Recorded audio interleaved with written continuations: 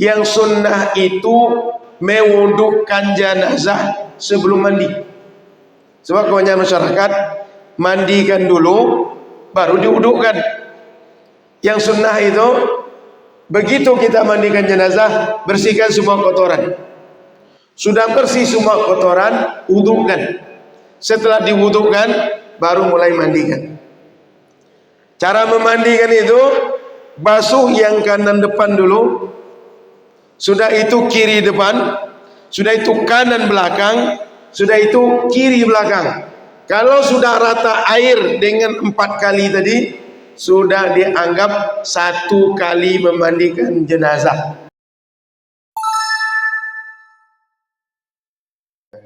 Innaka antal alimul hakim. Wa qala rabbi shrah li sadri wa yassir li amri wahlul 'uqdatam min lisani yafqahul qawli. Alhamdulillah, Bapak Ibu yang rahmati Allah Subhanahu wa taala. Kita bersyukur subuh ini bisa kita lanjutkan membaca kitab Riyadhus Shalihin yang sudah sampai pada hadis 239. Betul? Masih bab ta'zim hurumatil muslimin. Bab yang menganjurkan kita untuk memuliakan, menjaga kehormatan setiap orang muslim. Kita baca hadisnya, wa bihi ilaihi qala wa an Abi Umarah al-Barra bin al-Azib radhiyallahu ta'ala anhuma qala amarna Rasulullah sallallahu alaihi wasallam bi sab'in wa nahana an sab'in. Amarna bi iyadatil marda wa ittiba'il janaiz wa tashmitil 'atis wa ibraril muqsim wa nasril mazlum wa ijabatid da'i wa ifsya'is salam wa nahana an khawatim aw takhattumin bil-dhahab wa an syurbin bi aniyatil fiddah wa anil mayathiril humur wa anil qasi wa an lubsil hariri wal istibraqi wad dibaj muttafaqun alaihi. Wa fi riwayatin wa insyadid dhallah zadaha fi sab'il awal. Imam Nawawi mengumpulkan dalam hadis ini pada hadis 239 riwayat dari jalur sahabat Abu Umarah al-Barra bin Azib. Kata beliau, amarna Rasulullah memerintahkan kami untuk apa? Bisab'in, mengerjakan 7 hal, mengerjakan 7 amalan, mengerjakan 7 yang patut dibuat seorang muslim. Wa nahana an sab'in, dan melarang kami melakukan 7 hal. Apa yang 7 dan yang 7 dilarang itu? 1. Amarona bi'iyadatil marda. Rasul menyuruh kami untuk iyadatil marda, menjenguk orang sakit. Jadi yang pertama, Rasul menyuruh untuk menjenguk orang sakit. Yang kedua, wattiba'il janaiz, mengurus jenazah. Ada orang meninggal, diantar sampai ke kuburannya. Wa tashmitil 'atis, yang ketiga, orang kalau bersin didoakan. Orang baca alhamdulillah, kita balas yarhamukallah. Yang keempat, wa ibraril muqsim. Ibraril muqsim ini menebus sumpah. Kalau ada orang bersumpah, dia bersumpah, demi Allah, kalau saya melakukan ini segala macam, atau kalau saya dapat ini segala macam, saya pasti lakukan ABC. Dia bersumpah. Lalu sumpah tadi ditebus. Wa nasril mazlum. Yang keempat, 5. Yang kelima, menolong orang-orang yang terzalimi. Yang keenam, ijabatid da'i, memenuhi undangan kalau ada undangan. Yang ketujuh, wa ifsya'is salam. Yang ketujuh, menebarkan salam. Wa nahana an khawatim aw takhattum bil-dhahab. Yang dilarang oleh Rasul pertama, memakai cincin. Tapi cincinnya adalah Rasul, cincinnya emas. Yang kedua, wa an syurbin bi aniyatil fiddah, minum di tempat bejananya ini dari perak atau dari emas, tempatnya emas atau perak. Yang ketiga, wa anil mayathiril humur. Yang ketiga ini memakai baju berasal dari sutra merah.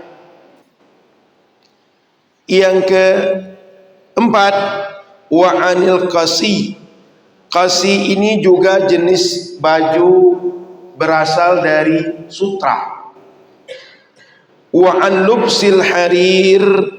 Yang kelima adalah memakai sutra juga. Jadi mayathirul humur, al-qasi, kemudian harir, istibrak, dibaj, lima-limanya adalah sutra, tapi beda kualitas. Jadi Nabi melarang pertama memakai cincin emas bagi laki-laki, dua minum termasuk makan dari bejana tempatnya dari emas dan perak. Yang ketiga dari 5 poin tadi adalah sutra. Jadi Nabi melarang laki-laki memakai sutra. Muttafaqun alaihi, hadis riwayat Imam Bukhari dan Muslim. Wa fi riwayatin, dalam sebagian riwayat di hadis yang 7 pertama disuruh Nabi tadi sebagai pengganti ibrarul muqsim adalah wa insyadillah. Hadisnya, kalau ada hewan tersesat, tunjukkan atau antarkan kemana kandang daripada hewan yang tersesat tadi.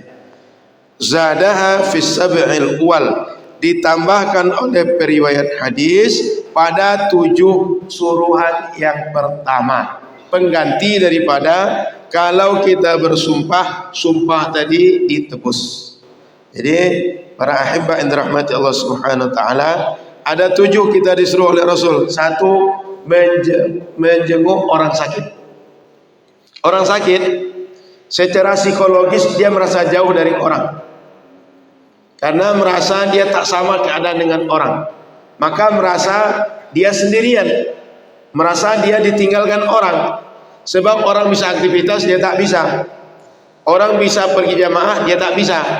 Orang bisa ke kantor, dia tak bisa. Maka orang yang sedang sakit psikologisnya merasa terasingkan, merasa sendirian. Apalagi kondisi sakit di badan membuat dia tidak merasa nyaman. Maka sakit di badan, sakit perasaan membuat orang sakit itu merasa sangat-sangat terhimpit. Maka Nabi suruh, kalau ada orang sakit, jenguklah, tengoklah orang sakit. Dalam hadis yang lain, siapa saja yang menjenguk orang sakit pagi hari, dia didoakan oleh 70.000 malaikat sampai nanti sore. Dan kalau sore hari menjenguk orang sakit, dia didoakan oleh 70.000 malaikat sampai esok pagi. Jadi kapanpun menjenguk orang sakit, didoakan oleh 70.000 malaikat. Yang 70.000 malaikat ini khusus Allah ciptakan mendoakan orang menjenguk orang sakit. Jadi bukan malaikat yang kerjanya mencatat amalan Quran, amalan tasbih, amalan sholat kita, tidak. Khusus untuk mendoakan orang yang menjenguk orang sakit. Maka Bapak Ibu rahmati Allah Subhanahu wa taala, dianjurkan sunnah hukumnya menjenguk orang sakit kapan saja. Tak mesti siang, tak mesti malam, tak mesti pagi, tak mesti sore. Tapi perlu melihat keadaan kapan orang sakit patut untuk dijenguk. Ada orang kalau dijenguk itu bagusnya malam hari. Sebab kalau siang hari keluarganya tak ada yang menunggu di rumah, pada bekerja. Ada orang yang dia sebaiknya dijenguk siang hari, jangan malam hari. Karena kalau malam hari mereka pada istirahat. Ada orang yang dijenguk itu mesti pagi hari, sebab jam kunjung dokter hanya, jam kunjung pasien hanya pagi hari atau sore hari.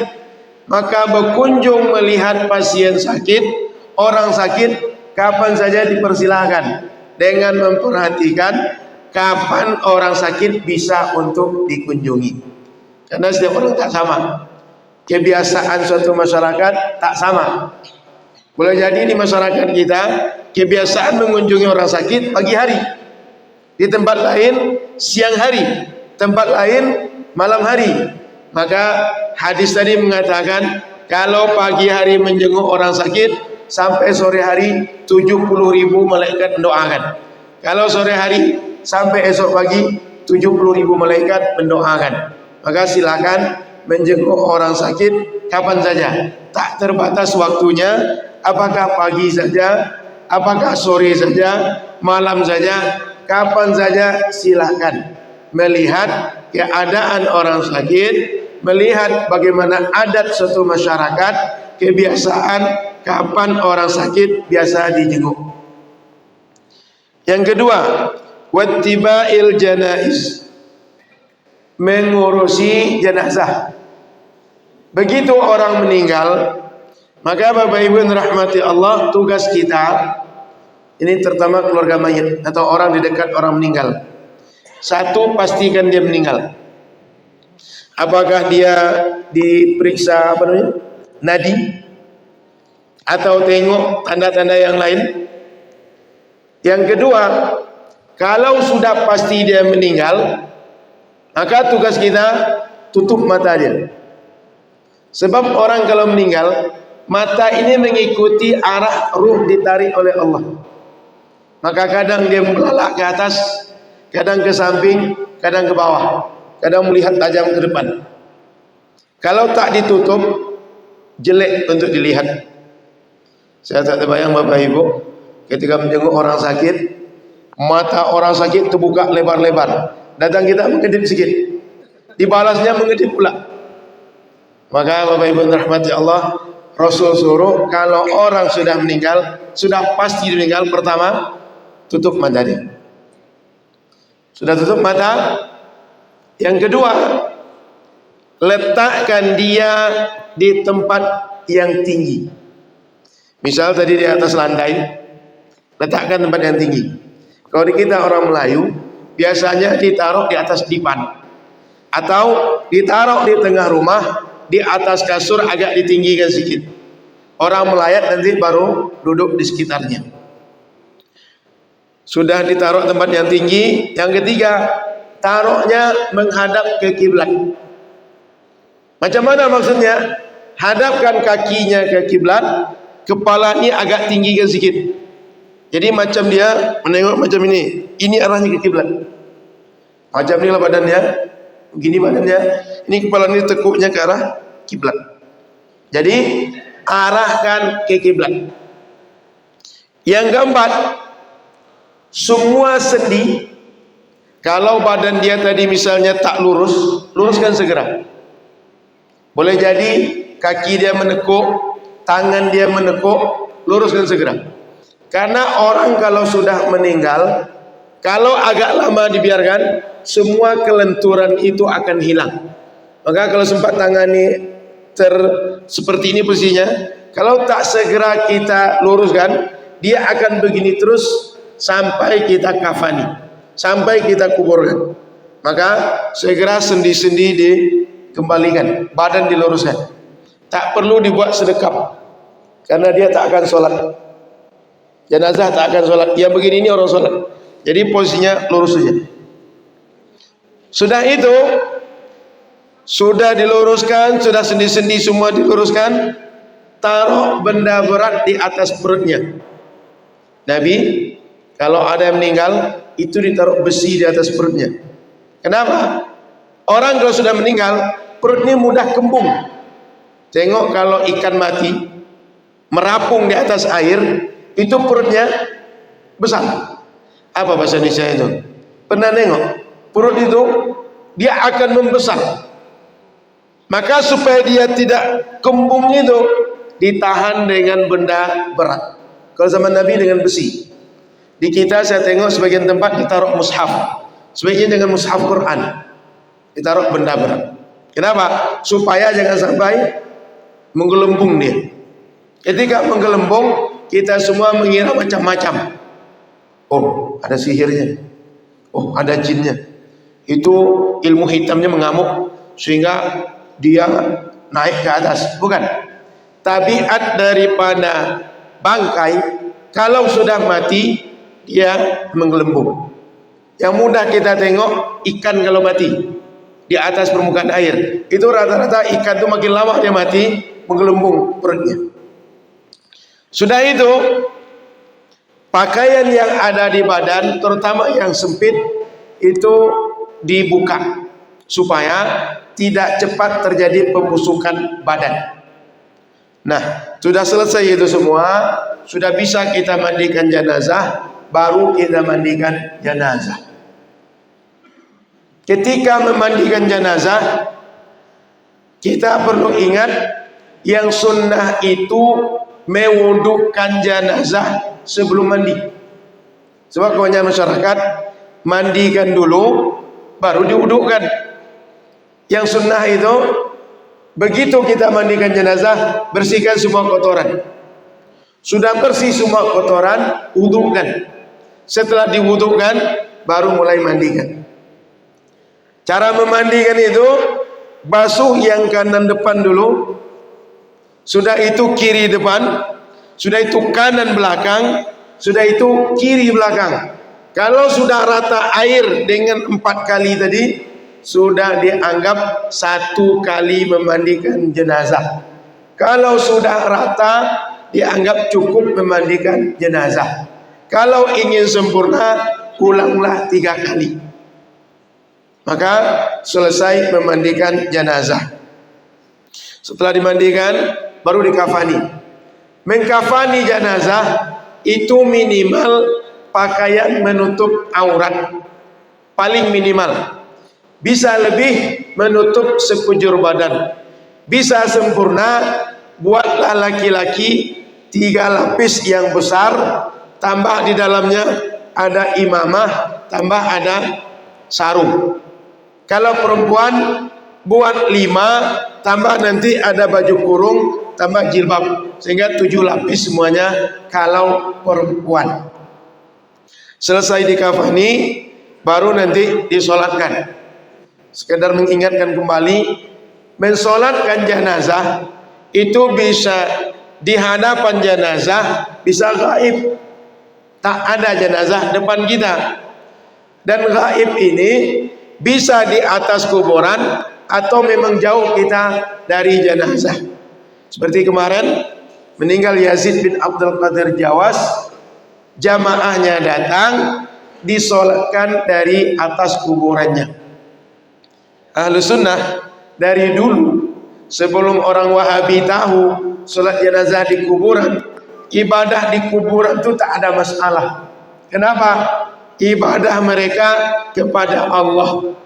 Mau di masjid, samping masjid, pekarangan masjid, di pasar, pinggir jalan, di lapangan, tidak ada masalah. Yang masalah itu ibadah kepada selain Allah, meskipun di masjid. Saya ulang, meskipun di masjid, kalau menyembah selain Allah musyrik. Menyembah selain Allah masalah dalam agama kita. Tapi kalau di pekarangan pekuburan, di samping kuburan, di masjid ada kuburan, tidak bermasalah. Tidak merubah keyakinan, tidak salah secara hukum fikih.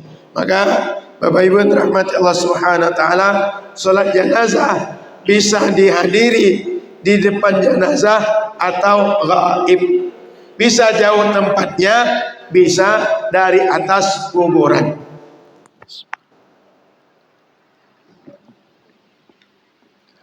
Maka setelah selesai disolatkan, kita bawa ke kuburan.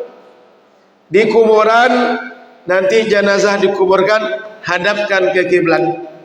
Selesai dikuburkan, tutup kuburan tadi. Ada beberapa hal masalah kematian yang perlu kita tahu. 1, jenazah kalau dicium oleh keluarganya atau ditengok oleh keluarganya, kemudian keluarga menangis, menangis itu boleh. tabiat manusia kalau orang dekat meninggal sedih. Nabi, anaknya Ibrahim meninggal, beliau nangis. Jadi nangis itu tak haram, nangis itu tak terlarang. Yang terlarang itu niyahah. Apa niyahah itu? Nangis yang di request. Macam orang Batak meninggal, ada grup nangisnya. Makin lama menangis, makin keras nangis, makin banyak dapat duit. Nah, itu yang tak boleh dalam syariat, niyahah. Tapi menangis karena tabiat, sedih keluarga meninggal, suami sedih istri meninggal, istri sedih suami meninggal, anak sedih orang tua meninggal, orang tua sedih anaknya meninggal, itu adalah boleh, tak terlarang. Makanya ada hadis yang sering dipakai masyarakat saat jenazah itu mau ditutup kafannya, jangan nangis. Kenapa? Nanti jenazah susah. Betul? Coba Bapak Ibu pikirkan, yang nangis siapa? Orang hidup. Tapi yang susah, yang diazab, ngerti? Yang nangis orang hidup, yang diazab. Kok bisa yang salah orang hidup, yang kena azab orang mati? Coba tengok analisa yang lain. Kalau kita baca Yasin, tak boleh, tak sampai pada orang mati. Pertanyaannya, yang ngaji baca Quran siapa? Orang hidup. Baca Quran tak sampai pahalanya, tak menjadi rahmat bagi orang mati. Tapi nangis orang hidup menjadi azab bagi orang mati. Keduanya siapa yang buat? Orang hidup. Tapi giliran azab, orang mati kena dampaknya. Giliran rahmat, orang mati tak dapat. Ngerti Bapak Ibu? Paham dalarnya? Kok bisa bagian azab orang mati jadi susah, bagian baca Quran orang mati tak dapat rahmat? Kira-kira menurut Bapak Ibu lah, tak usah paham dalil, lebih patut mana yang sampai, rahmat atau azab? Nabi Muhammad itu semua akhlaknya sempurna, fisiknya sempurna, tapi tengok yang paling ditonjolkan Quran satu akhlak. Apa dia? Wa ma arsalnaka illa rahmatan lil alamin. Rahmat yang disebutkan spesifik. Apakah Nabi pemaaf? Pemaaf. Apakah Nabi sabar? Sabar. Apakah Nabi membalas keburukan orang dengan kebaikan? Dibalas. Tapi yang menonjol dan diulang-ulang dalam Quran dan hadis satu akhlak. Apa dia? Rahmat. Termasuk ada hadis, innama ana rahmatum muhdah. Aku ini rahmat yang Allah hadiahkan untuk kalian semesta alam. Nabi sebut akhlak yang menonjol rahmat. Dalam sholat dibuka dengan Bismillahirrahmanirrahim. Selesai sholat dibaca dengan Allahumma antas salam wa minkas salam, dan seterusnya. Selamat. Tapi kok bisa yang hanya sampai azab, rahmat tak sampai? Semestinya rahmat lebih dahulu, lebih patut sampai dibanding azab. Maka Bapak Ibu yang rahmati Allah, kalaulah tangisan orang hidup azab bagi orang mati, mestinya baca Quran rahmat juga bagi orang mati. Jangan sampai kalau tangis jadi azab, baca Quran tak jadi rahmat. Padahal sama, yang membuat orang hidup, yang kena dampaknya orang mati. Oleh karena itu dalam Ahlus Sunnah, ulama kita mayoritas menyatakan sampai amal orang hidup untuk orang mati dan manfaat untuk mereka. Itu dalilnya banyak.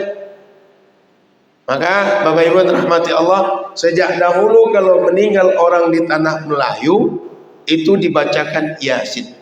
Kenapa Yasin? Ada hadis lebih spesifik, Iqra'u ala mautakum Yasin.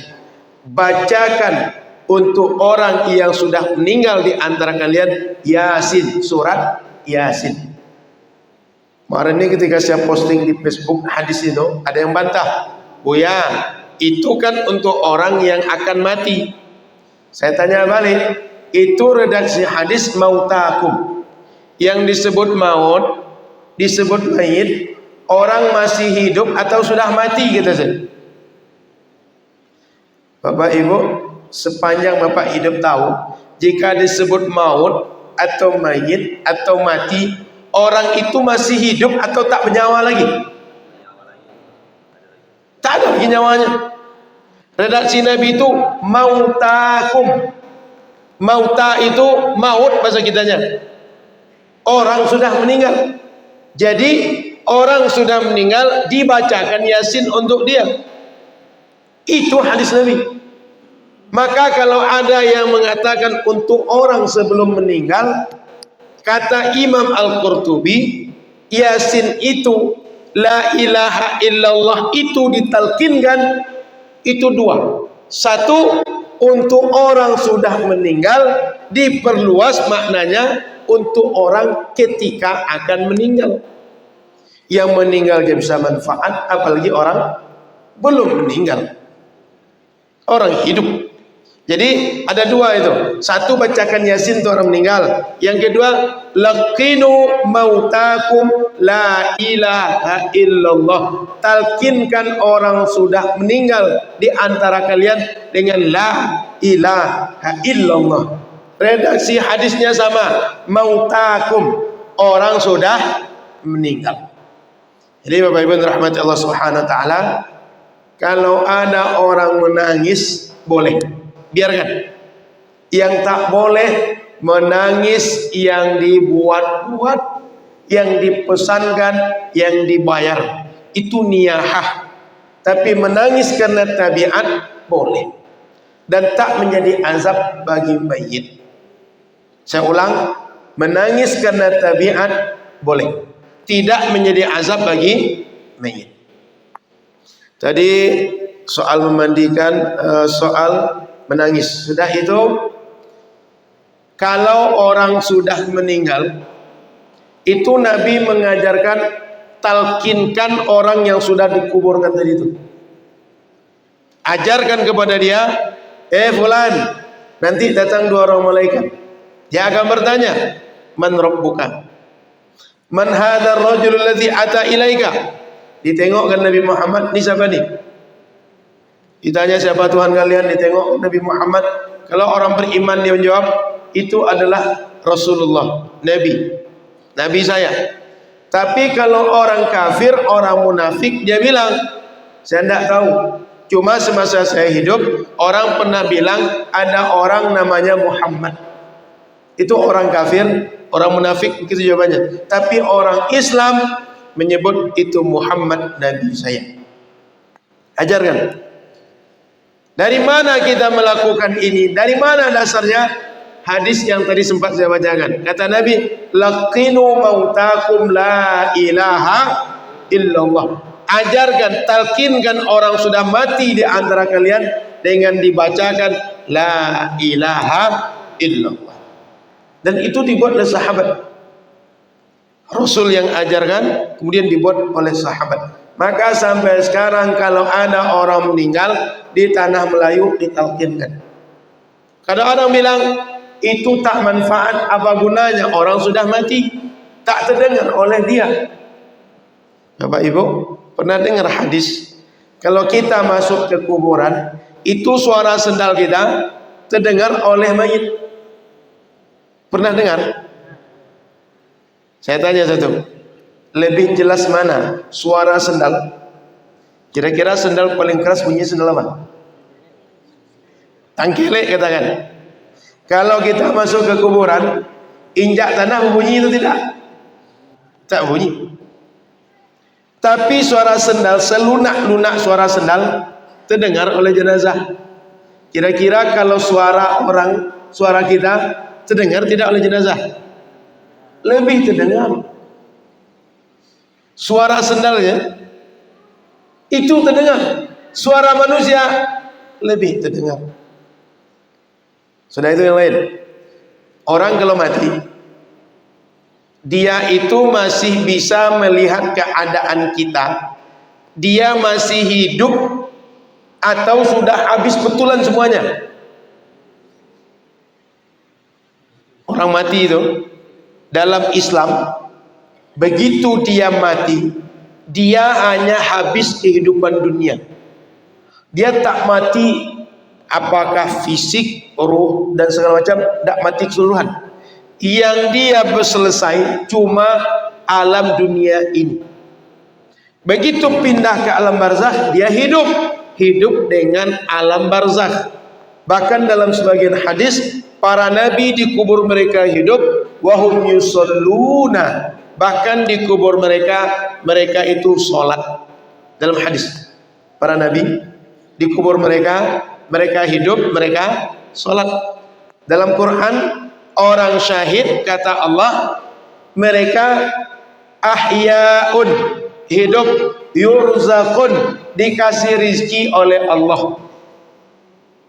Maka hidup, suara sendal bisa terdengar, kok bisa suara talqin tak terdengar, tak manfaat? Ngerti nalarnya? Kan kalau kita ke kuburan, suara sendal terdengar, suara talqin tak terdengar.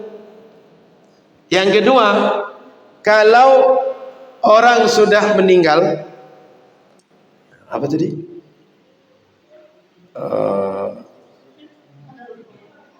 Yang kedua tadi, nalar yang kedua tadi.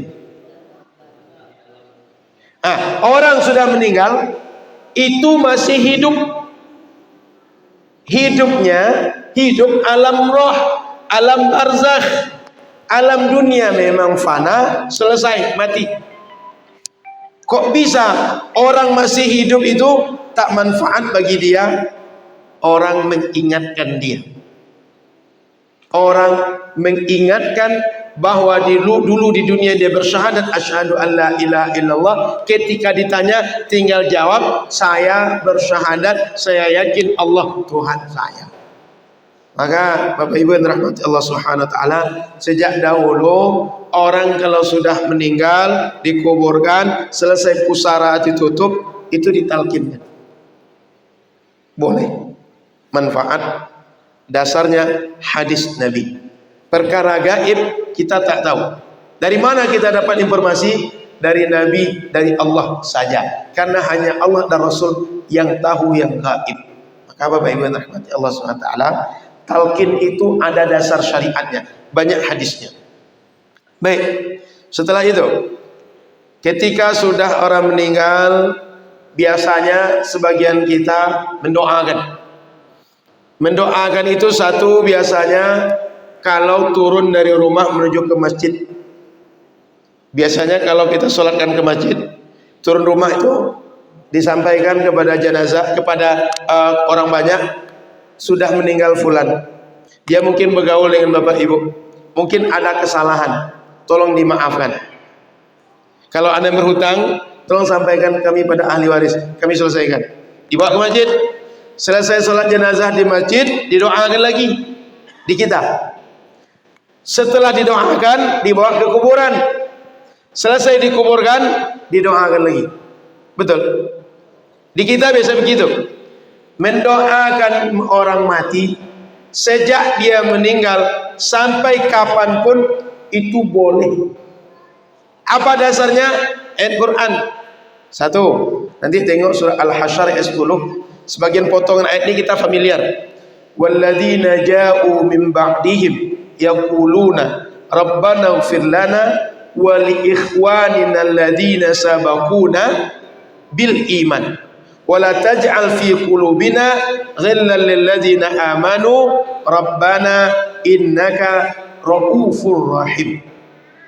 Ayat itu cerita sahabat-sahabat Nabi yang mendoakan orang yang sudah meninggal di antara mereka. Orang beriman yang sudah meninggal didoakan, dipuji oleh Quran. Maka mendoakan orang sudah meninggal itu dalilnya Quran. Dua, Nabi setiap pagi dan petang itu keluar ke kuburan Baqi'. Apa kata Nabi? Allahumma arham li ahlil Baqi'. Ya Allah, rahmati orang-orang yang dikuburkan di Baqi' ini. semua yang dikuburkan dapat doa Rasul. 3. Hadis yang dipakai kawan-kawan Wahabi. Ketika Nabi menyolatkan orang yang biasa mengurus masjid, Nabi tak tahu dia meninggal. Begitu datang, Nabi sudah kehilangan. Ditanya, mana si Anu? Kata orang, semalam meninggal Rasul. Kenapa kalian tak kasih tahu saya? Kata mereka, sudah selesai cukup oleh kami Rasul. Lalu kata Rasul, tunjukkan mana kuburnya. Diantar Rasul ke kuburan. Sampai di kuburan, Nabi solatkan. Setelah menyolatkan, apa kata Nabi pada sahabat? Ini kuburan ini tadinya gelap. Dengan solatku kepada jenazah ini, kuburan ini menjadi terang. Maka Rasul doanya menjadi sebab terang orang yang sudah meninggal. Kuburan orang sudah meninggal terang dengan doa Rasul. Maka mendoakan orang sudah meninggal itu boleh. Yang keempat lagi, Rasul kalau lewat di kuburan di Madinah itu boleh baca Assalamualaikum ya ahlad diyah, Assalamualaikum ya ahlal kubur, minal mu'minin wal muslimin, antum awwaluna wa nahnu bikum insyaallah lalahikun. Itu Nabi baca doa itu. Yang kelima, Sayyidah Aisyah ketika ziarah kubur minta izin kepada Rasul mengunjungi kuburan saudaranya Abdurrahman. Apa kata Rasul? Diajarkan doa masuk kuburan seperti tadi. Jadi banyak dalil mendoakan orang sudah meninggal. Kapan didoakan? Pokoknya orang sudah meninggal, kapanpun sampai kiamat dia boleh didoakan. Sehingga kalau didoakan ketika dilepas dari rumah menuju masjid, setelah sholat jenazah didoakan, setelah dikuburkan didoakan, boleh. Tak ada larangan. Banyak hadis yang menyuruhnya. Kan kalau orang Wahabi meninggal di Pekanbaru kejadian, setelah sholat jenazah itu tidak boleh didoakan. Yang mirisnya bapak meninggal yang melarang anaknya. Tak ada doa itu, angkat langsung keranda itu. Padahal mungkin kawan bapaknya, mungkin kenalan bapaknya. Bapak meninggal Pekanbaru, datang kawannya dari Pasir Pengaraian, datang dari Dumai, datang dia dari Rokan Hilir, dari Indragiri Hilir, dari Kuantan Singingi. Kenapa? Ini kawan saya. Ini saya pernah berhutang budi dengan dia. Meninggal dia, saya ikut mengurus jenazahnya, saya ikut doakan dia.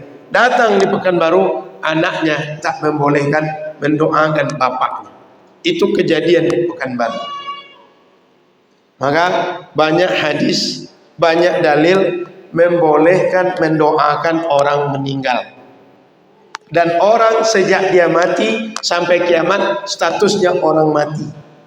Didoakan kapan saja boleh. Hadis dan ayatnya sudah saya bacakan. Manfaat. Maka Bapak Ibu yang dirahmati Allah, termasuk salat jenazah itu isinya Allahumma ighfir lahu warhamhu, doa untuk jenazah. Kok bisa doa jenazah dalam sholat boleh, di luar sholat mendoakan nggak boleh?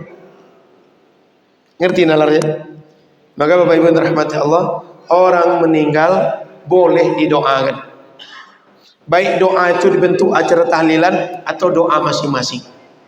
Kenapa di kita dibuat tahlilan? Dulu di masa sahabat kan nggak jumpa, Rasul tidak ada tahlilan, sahabat tak ada tahlilan. Kan begitu sering dikatakan orang Wahabi. Perlu dipahami Bapak Ibu, tak ada tahlilan, tak ada baca Quran ramai-ramai macam dituduhkan Wahabi. Itu hanya sekedar penafian bahwa mereka tak dapat informasi dulu orang meninggal dibacakan Quran. Padahal kalau kita tengok dalam kitab-kitab fikih, orang meninggal lalu keluarganya berkumpul, sahabatnya berkumpul, baca Quran, hadiahkan pahala untuk orang mati fi kulli asrin wa misrin. Kata ulama 4 mazhab sudah dibuat di semua generasi, di semua kota pusat peradaban ilmu Islam. Sudah dibuat sejak dahulu. Sehingga Bapak Ibu yang dirahmati Allah Subhanahu wa taala, sahabat Nabi kalau ada yang meninggal itu biasa mereka bacakan Quran untuk sudah meninggal. Bahkan ada hadis sahabat Ibnu Umar pesan pada anaknya, saya kalau meninggal nanti tolong bacakan kepada saya awal surah Al-Baqarah dan akhir surah Al-Baqarah. Orang kalau sudah pusarada ditutup, nah semua orang berangkat, engkau jangan berangkat, duduk engkau sejenak, bacakan awal surah Al-Baqarah dan akhir surat Al-Baqarah. Dan dibuat sejak dahulu oleh orang. Maka di dalam kitab-kitab fikih itu dijumpai ada ulama itu sudah dikhatamkan Quran oleh orang yang mengunjungi kuburan dia, oleh murid dia sampai 10.000 kali khatam Quran.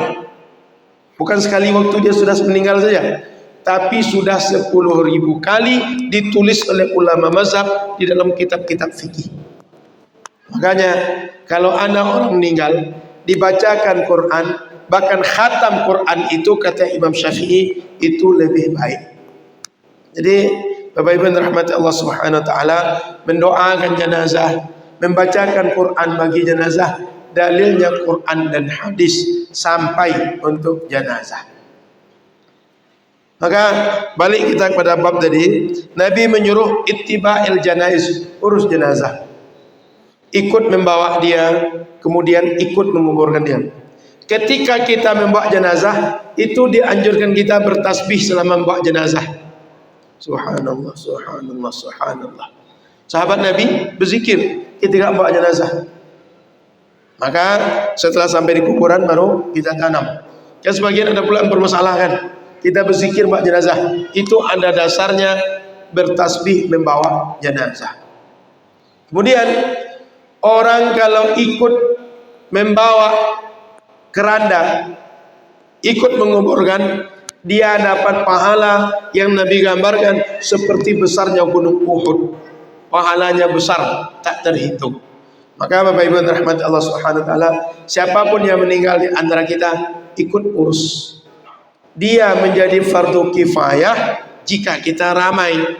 Jika tak ada orang lain, fardu ain bagi kita mengurus orang yang meninggal. Maka saya pesankan setiap kita mesti tahu ilmu mengurus jenazah. Kenapa? Kalau orang banyak fardu kifayah mengurusnya, tapi kalau tak ada orang lain fardu ain kita mesti mengurus jenazah. Maka jangan sampai itu kan ilmu fardu kifayah, cukup bapak ibu itu yang pelajari, saya tak usah.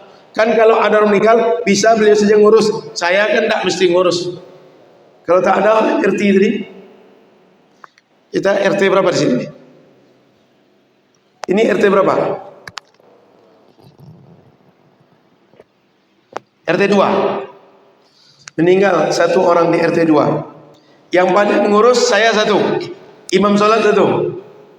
Tidak ada kami berdua. Siapa yang akan ngurus? Orang RT 2 yang berkewajiban ngurus. Kalau tak ada yang ngerti, tak ada yang pandai, tak gugur kewajiban syariat, berdosalah orang satu RT. Tapi kalau dikerjakan oleh satu orang satu di antara dua kami tadi, gugur dosa semua orang satu RT. Maka fardu kifayah itu perlu dipahami, wajib untuk semua orang.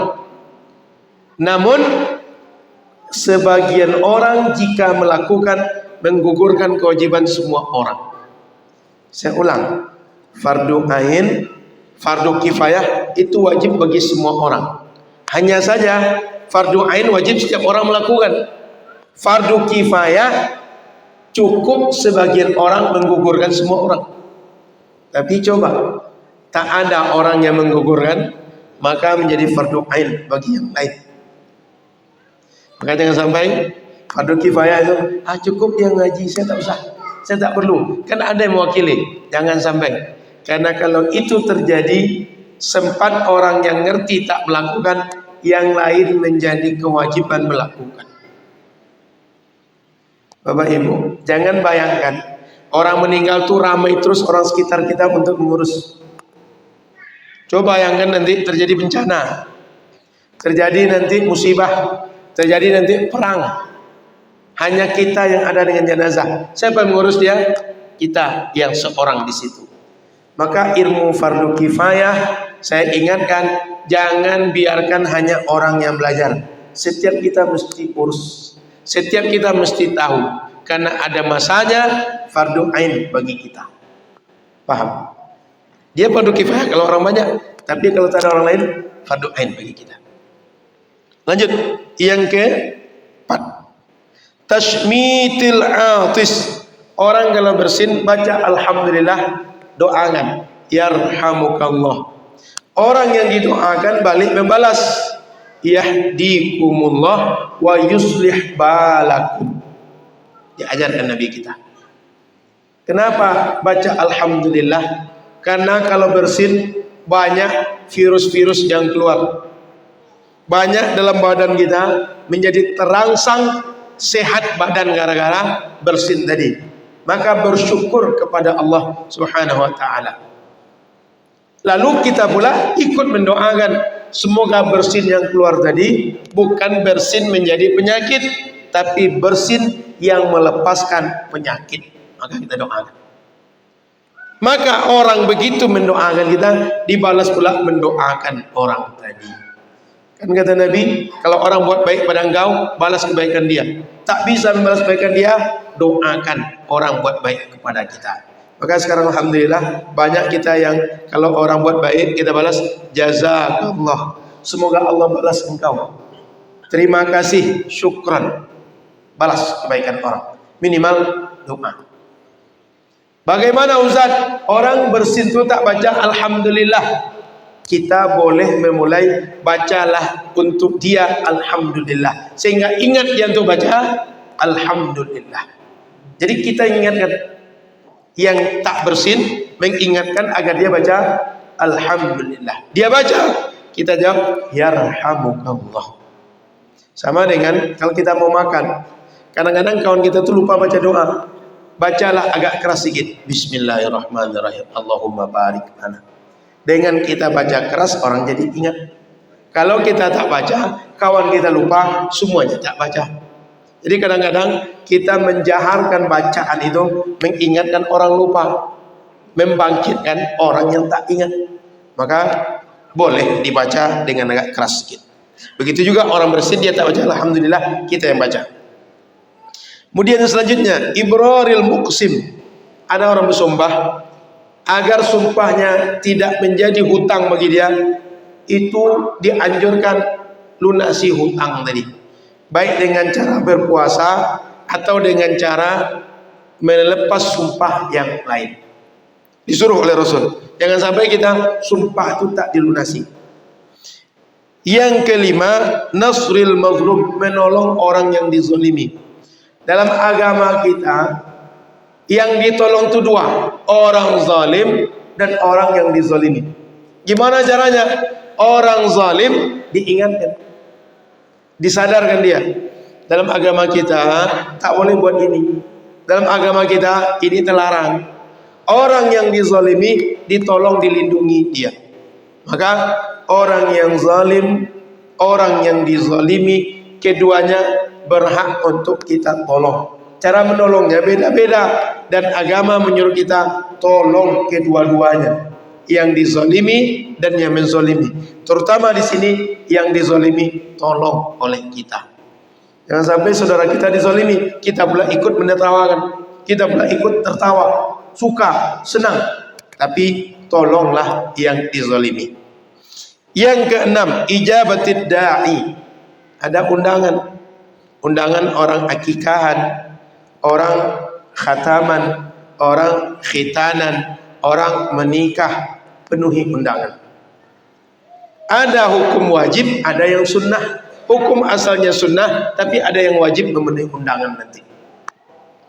Maka Bapak Ibu rahmati Allah, setiap ada undangan, selagi bisa, tak ada udzur, penuhilah. Baik undangan orang menikah, undangan acara apa saja, termasuk orang naik rumah, orang berangkat haji, orang berangkat umrah, orang berangkat pergi menuntut ilmu, apa saja, penuhi undangan.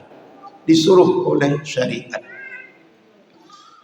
Dulu orang Melayu asal ada acara apa saja itu dibacakan marhaban, barzanji. Saya Ahad kemarin ke Bangkinang hadiri nikah Tengku Dedi. Tengku Dedi ini kawan Tuan Guru kita, kawan kami juga, sama-sama di tabung wakaf umat. Begitu sudah selesai prosesi pernikahan, pengantin sudah duduk di tempat pelaminan yang disediakan, dilakukan tepung tawar. Tepung tawar tadi diiringi dengan barzanji. Dan memang begitu di orang Melayu sejak dahulu. Acara khitanan, acara akikahan, acara merisi atau pergi meminang, acara lamarannya, acara bainai, acara akad nikah, itu marhaban dibaca, barzanji dibaca. Tidak hanya maulid, tidak hanya Rabiul Awal, tapi Rabiul Awal dan bulan lain dibacakan barzanji. Ada mahalul qiyam, ada mahalul qiyam orang berdiri, ada yang baca duduk. Di sini kemarin waktu maulid di tempat Tuan Guru Selasa malam hadir semua. Waktu berdiri semua. Kalau ada orang bertanya, apa gunanya berdiri ketika mahalul qiyam? Apa dalilnya? Saya jelaskan begini, agar nanti orang bertanya bisa jawab. Di dalam kitab Adabul Mufrad, Imam Bukhari mengarang kitab Adabul Mufrad, itu jelaskan ada hadis Rasul kalau masuk ke rumah Sayyidah Fatimah, anak Rasul, itu Sayyidah Fatimah tegak menyambut Rasul, berdiri. Datang Rasul, kemudian dia datang ke dekat Rasul, diambilnya tangan Rasul, dia salami, dia cium tangan Rasul, kemudian Rasul dibawa duduk, ayah, abah, duduklah abah. Jadi Rasul kalau datang ke rumah Sayyidah Fatimah disambut oleh beliau.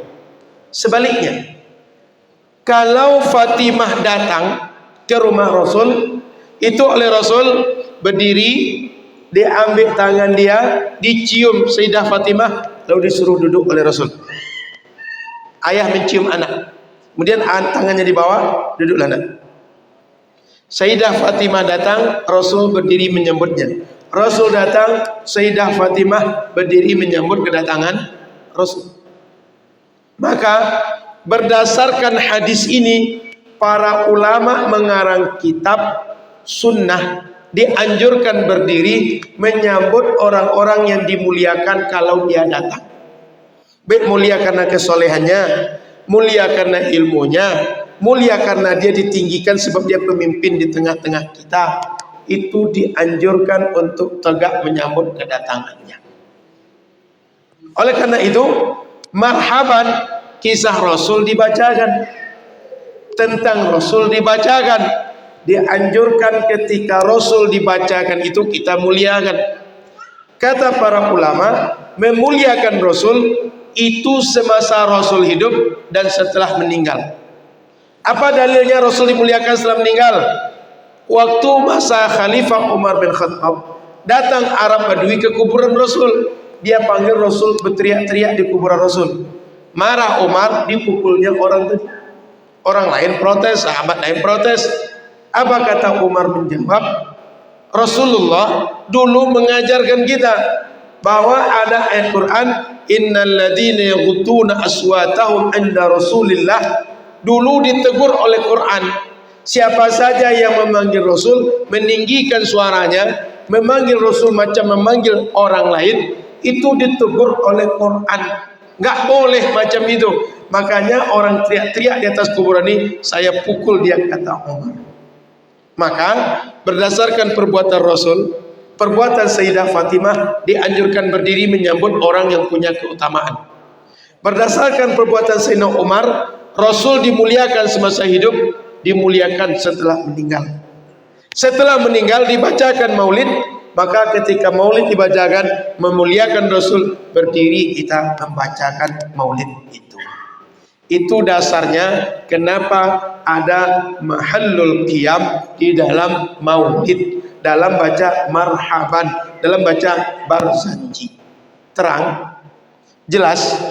Jadi Perbuatan Rasul, perbuatan Sayyidina Umar dalil kita untuk berdiri saat marhaban, berzanji atau ketika membaca jenis sholawat yang lain.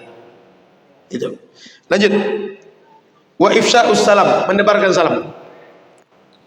Menjawab salam ada yang hukumnya wajib, ada yang nanti fardu kifayah, ada yang sunnah.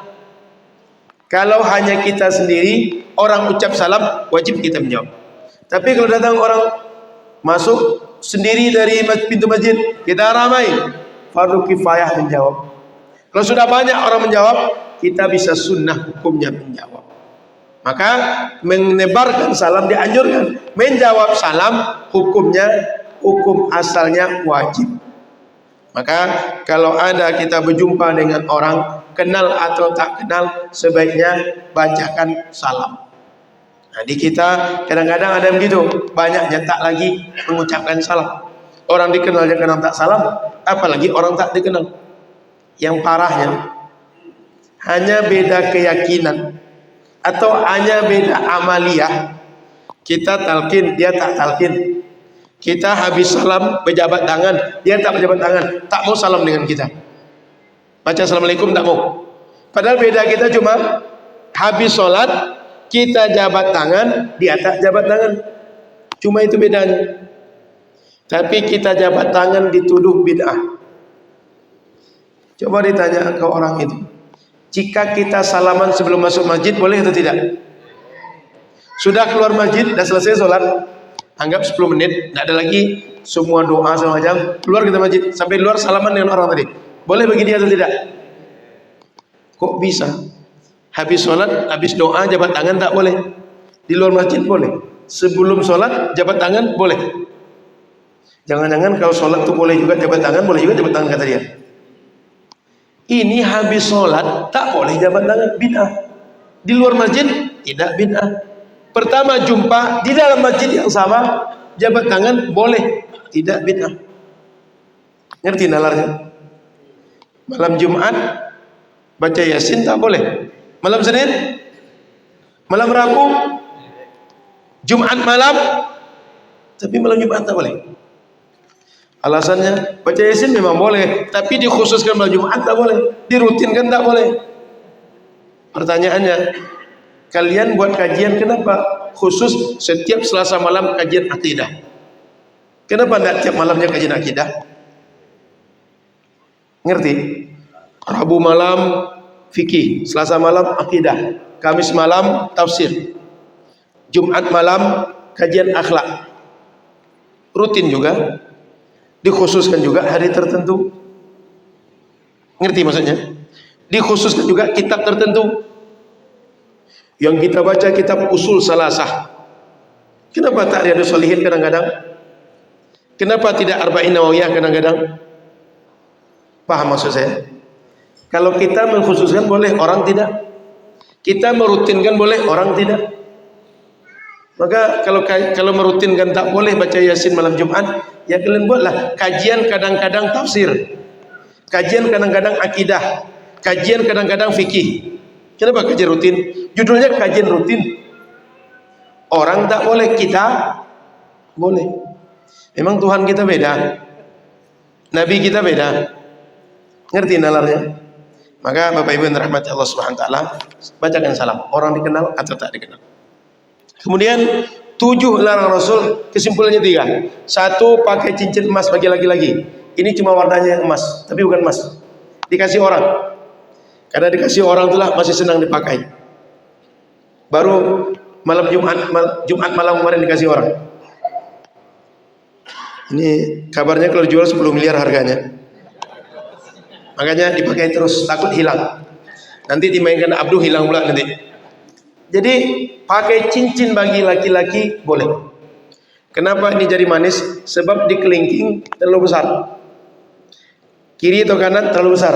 Dipakai ini sempit pula. Cuma kalau tak dipakai hilang pula nanti. Pakai yang sesuai saja. Sunnah pakai jari itu di kelingking. Sebagian mengatakan kiri, tapi yang banyak ulama mengatakan kelingking kanan. Itu sunnahnya. Dan tak boleh memakai cincin ini emas, tapi boleh besi, kuningan, dan perak dan lain-lain. Emas yang tak boleh laki-laki.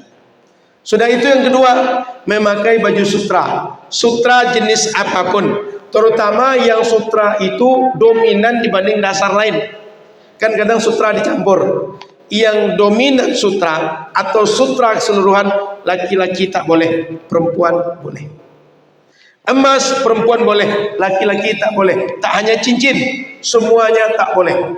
Kemudian kita memakai bejana, apakah gelas, piring, tadah, kemudian gayung kalau kita berwudu, kemudian ember menampung air, apa saja bejana dari emas dan perak itu tak boleh. Kalau seandainya kita pakai, haram hukumnya. Jadi tak boleh pakai emas untuk benda-benda seperti itu. Wallahu a'lam. Kita lanjut menjawab pertanyaan yang masuk. Berarti